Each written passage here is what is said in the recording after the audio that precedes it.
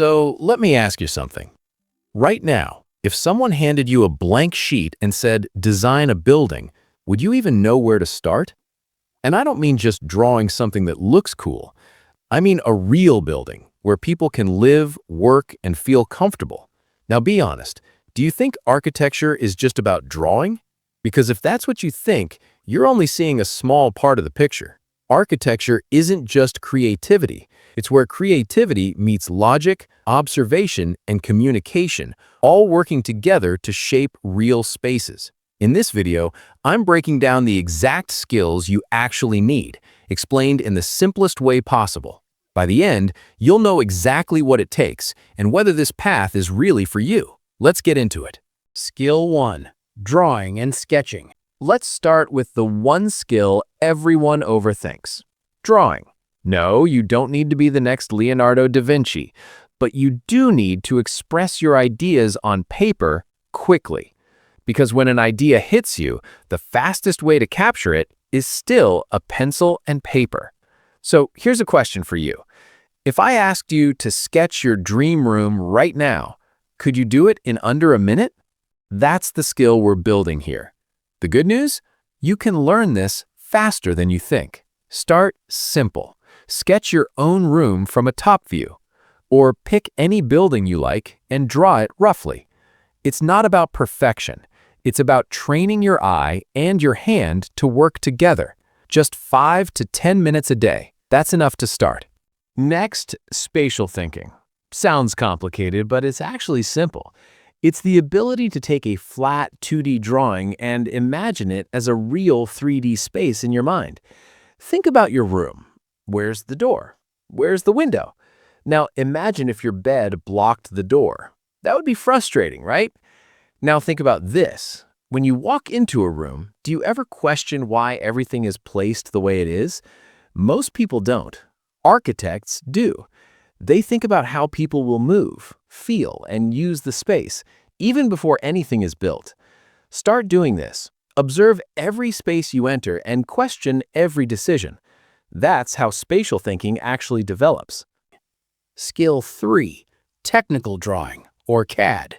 This is where things start to shift, from rough ideas to precise, real drawings. That's where CAD comes in. This is where your ideas turn into professional drawings.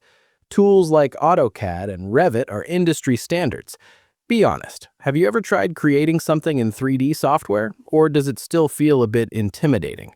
Here's the truth. You don't need to master it immediately. Start simple. SketchUp has a free version. Explore it slowly. Follow tutorials. CAD is basically your pencil, just upgraded.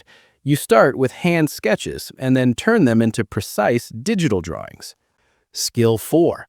Basic maths and scale. Now comes maths, the part most people worry about, but it's actually simpler than you think. You don't need advanced math to start architecture. You need basics: area, proportions, and scale. Scale just means this: how what you draw on paper translates into real-life size. So here's a quick test. If 1 centimeter on paper equals 1 meter in real life, can you visualize the actual size? That's all it is. You don't have to worry about complex structural calculations. That's handled by engineers. Architecture is a team game. Skill 5. Knowledge of materials. Now let's talk about something every building depends on: materials. Every building you see is built on choices: brick, concrete, steel, glass, wood, and each one behaves differently. Some handle pressure, some adapt, and some react to the environment. Now, think about this. Why do some buildings use so much glass? Well, others barely use any. There's always a reason behind it. For example, coastal buildings deal with humidity and salt, so materials change accordingly. You don't need to memorize everything right now. Just start noticing what's around you and asking why. Skill 6. Communication and presentation. Here's a skill most people ignore, but it can make or break your design: communication. You can design something amazing, but if you can't explain it, it loses value.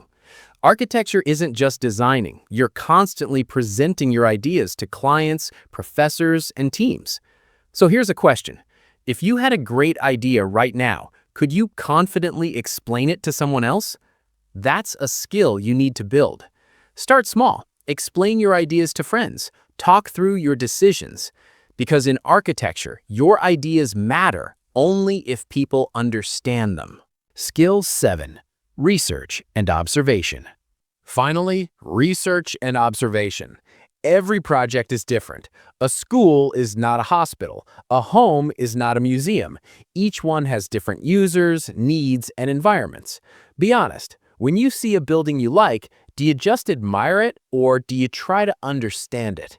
Great architects are deeply curious. They observe, analyze, and collect ideas constantly. Start building your reference library. Save designs, explore concepts, stay curious. That's what shapes your design thinking. So here's the reality. Architecture isn't just one skill. It's a combination of creativity, logic, technical knowledge, and communication. Now I want you to think. Which of these skills do you already have, and which ones do you need to start working on? The good news? You don't need to master everything today. These skills build over time through practice and experience. If you're interested in architecture, start small. Sketch, observe, explore. And if this video helped you, drop a like. It really helps the channel. Also, comment below which skills surprised you the most. See you in the next one. Thanks for watching.